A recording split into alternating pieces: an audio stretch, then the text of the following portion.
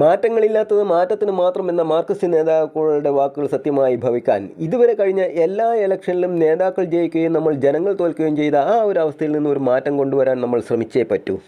അതിനായി ഇത്രയും കാലം നമ്മൾ അടിമപ്പണി ചെയ്തുകൊണ്ടിരുന്ന രാഷ്ട്രീയ പാർട്ടിയെ വിട്ട് BJPക്ക് വോട്ട് ചെയ്യണമെന്ന് ഞാൻ പറയുന്നത് BJPയോടുള്ള രാഷ്ട്രീയ ചായ്വ് കൊണ്ടല്ല.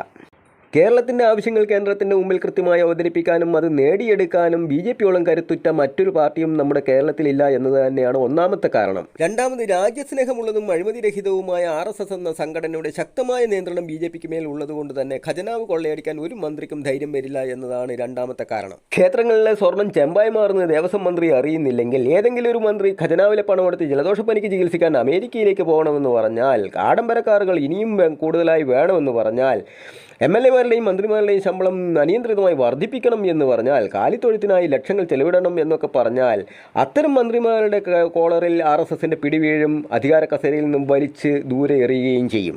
ആ ഒരു ധൈര്യം ഉള്ളത് കൊണ്ട് തന്നെ നമുക്ക് BJPയെ വിശ്വസിക്കാവുന്നതാണ്.